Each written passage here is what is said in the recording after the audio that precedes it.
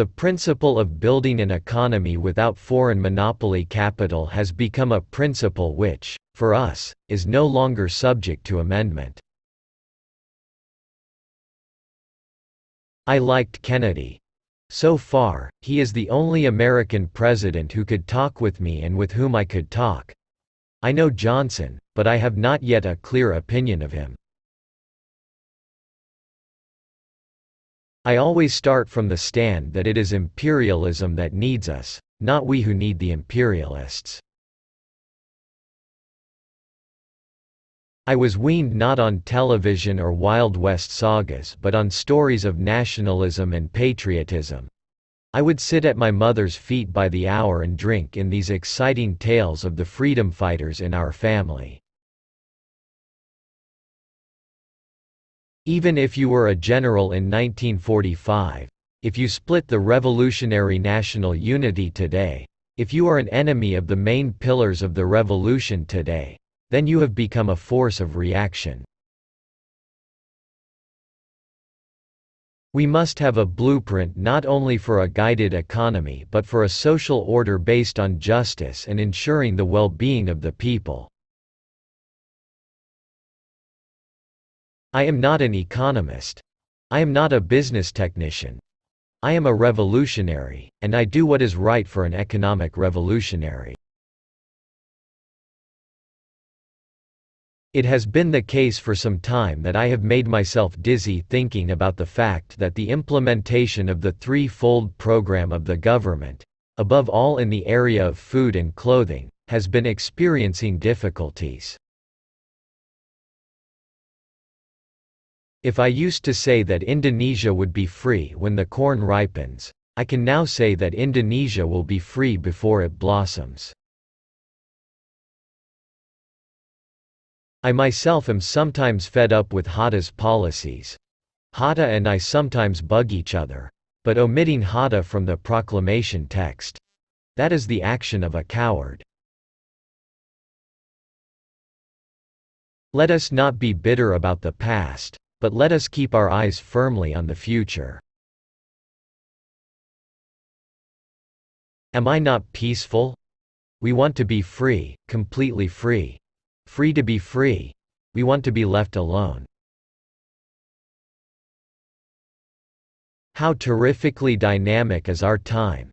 We can mobilize all the spiritual, all the moral, all the political strength of Africa and Asia on the side of peace. Yes, we, the people of Asia and Africa. If we truly understand, remember, and love the people of Indonesia, let us accept this principle of social justice, that is, not only political equality, but we must create equality in the economic field, too, which means the best possible well-being. Like David Copperfield, I was born amidst poverty and grew up in poverty. I did not own shoes. I did not bathe in water from a tap. I did not know about forks and spoons. We are a fighting nation, continually struggling to overcome diseases from within, and to face up to foreign intervention from without. I don't want to be a dictator, because it is contrary to my own conscience. I am a Democrat, but I don't desire democratic liberalism. On the contrary, I want a guided democracy. I have a conception of my own, which I will put at the disposal of the party leaders if required. If I am not mistaken, it was a British poet who said that, "No one is properly dressed unless he wears a smile." I hate imperialism. I detest colonialism. And I fear the consequences of their last bitter struggle for life. We are determined that our nation, and the world as a whole, shall not be the plaything of one small corner of the world.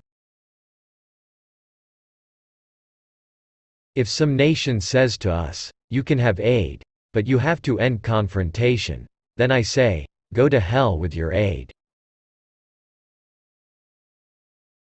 Even a child, if he looks at a map of the world, can point out that the Indonesian archipelago forms one unity. On the map, there can be shown a unity of the group of islands between two great oceans, the Pacific Ocean and the Indies Ocean, and between two continents, the continent of Asia and the continent of Australia. To intoxicate the masses until they were heady with the wine of inspiration was all I lived for. To me, this was elixir. I wax lyrical.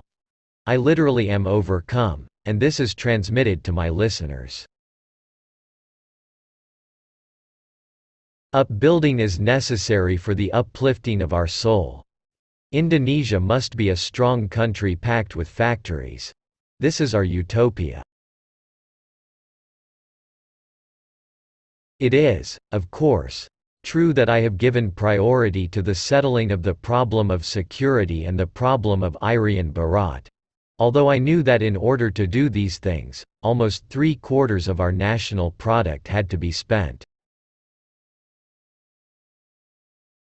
We are not facing great economic difficulties. The Indonesian people are faring reasonably well. Just compare us to India or some other countries. Not only should the Indonesian people believe in God, but every Indonesian should believe in his own God. The worst cruelty that can be inflicted on a human being is isolation. Sukarno. We feel free. Now we are really self-reliant.